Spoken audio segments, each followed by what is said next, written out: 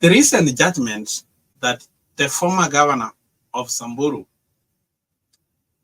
was fined. Actually, it was on the paper that the governor of Samburu uh, forfeited uh, some of the money he had acquired. Only 73 million. No, they just said that ex-Samburu governor, Enon Kulari, gets 8-year sentence for graft. And he was only supposed to pay a fine of 85.4 million, which he was found guilty of. That the Mulimani Anti-Corruption Court on Thursday, August 29, ruled that the Nonkura and the law of benefit from supplying petroleum product to the Samburu county government.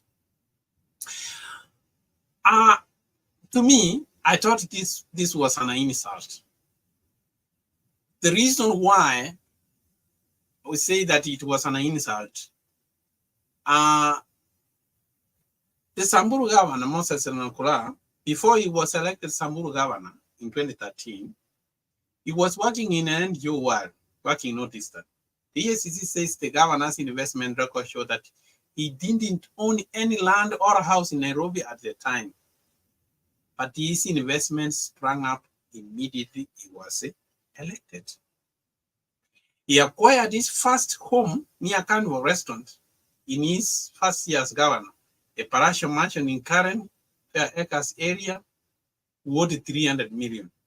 Owns 4 parcels in the postal Karen suburb valued at more than 178 million. Red Rock Resort on 5-acre dusty Marare town along Marare Kisima Road has 20 cottages valued at 70 million.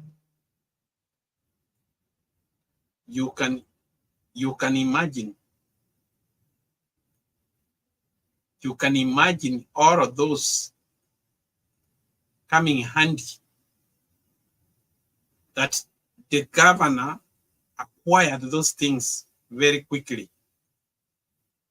20 million commercial residential apartment in Marade town, built in 2017. 1 million commercial building in same town. 1 million farmhouse at Parole near the county headquarters. 100 million residential home in Marade town, Murimani area, acquired in 2017.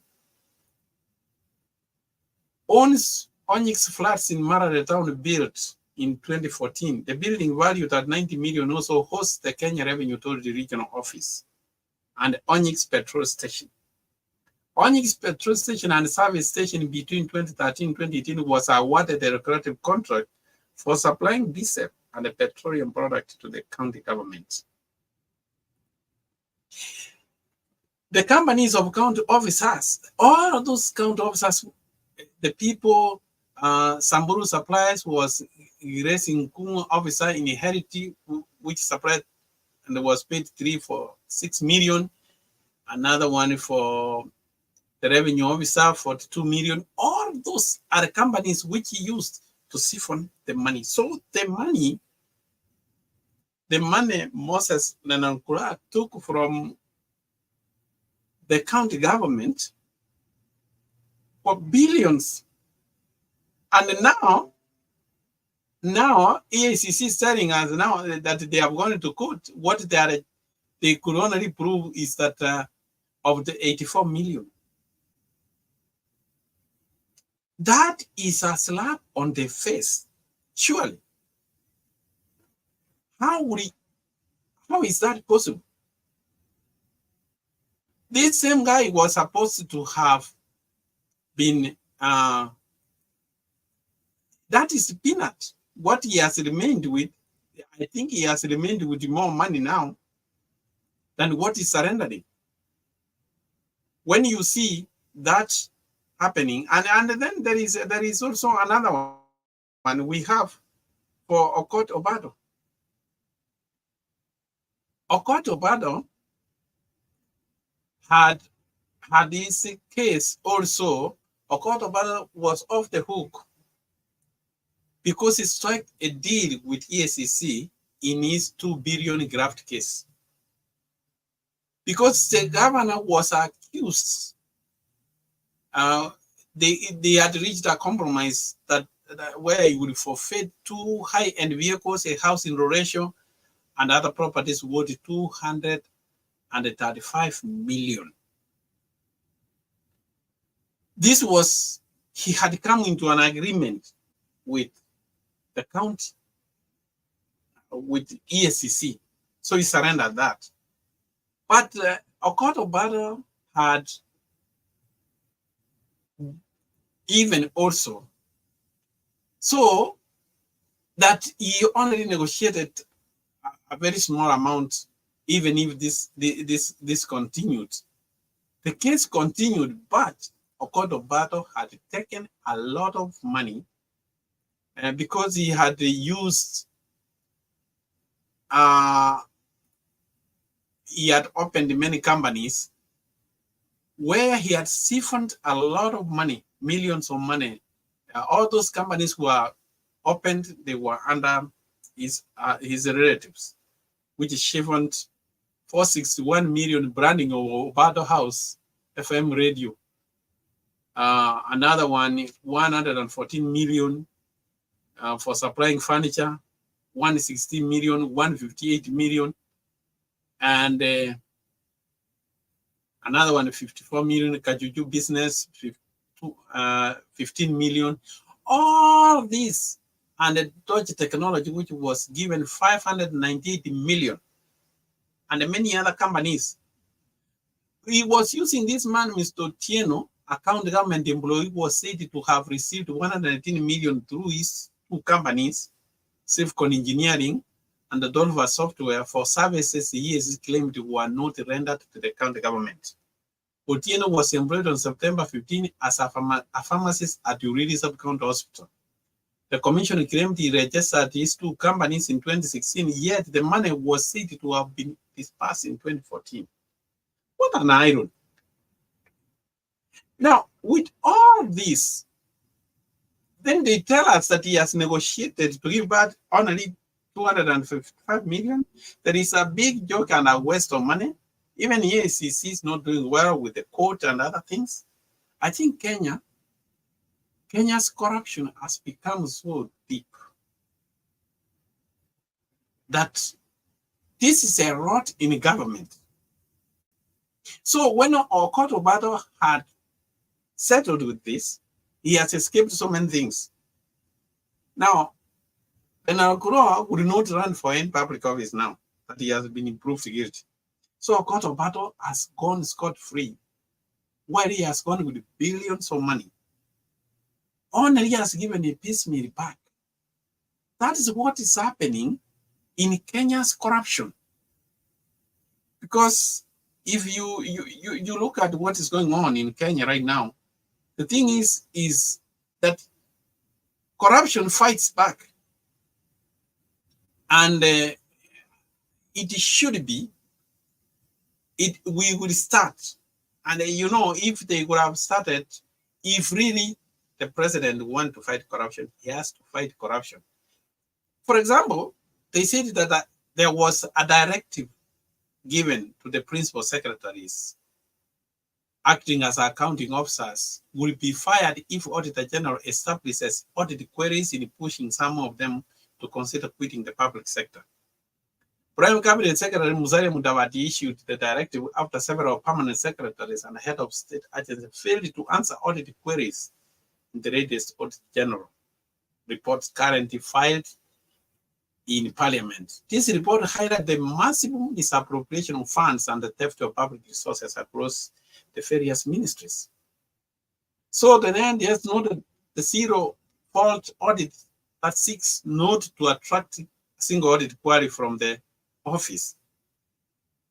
But do they follow up with that?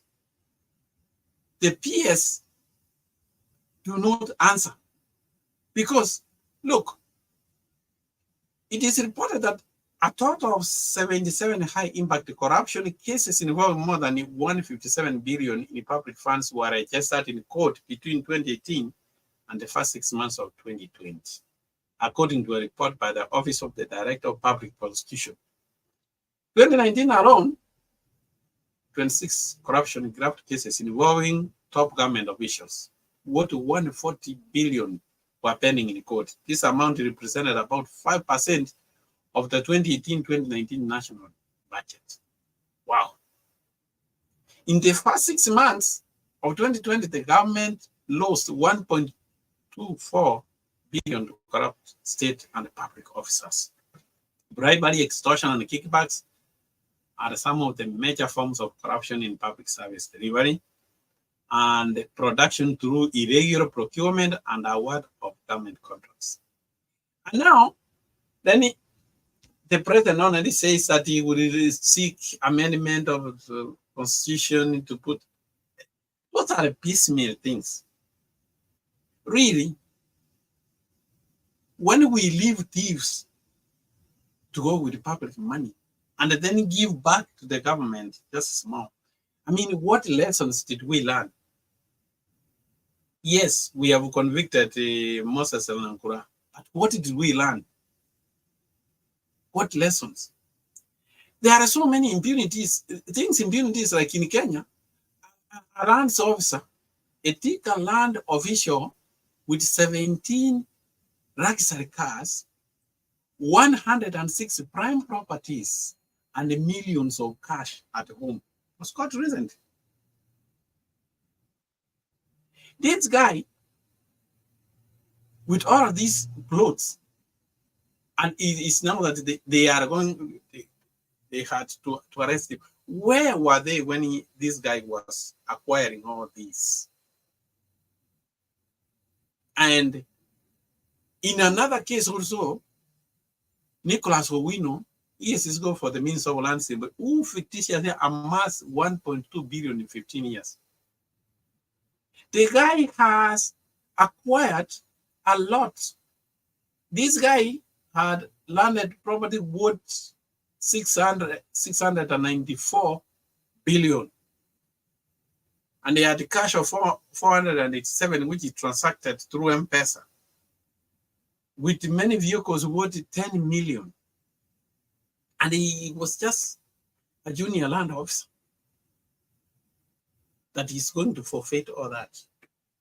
Really, Kenya needs to wake up. And I think these corruption cases, either there's something wrong in the judiciary or EACC. We are not learning anything, but we are not getting a value of the money. And you might find that EACC has spent more money to chase that's the amount of money. Kenya need to go back to the drawing board and really address the issue of corruption. If this is what they are going to do, that somebody takes billions and then millions and then we celebrate about it, we are all wrong. Kenya can be saved if we can only fight corruption. If we are not going to fight corruption, Kenya still is in the woods. But I hope, but we will need goodwill from the president. If the president wants to finish corruption,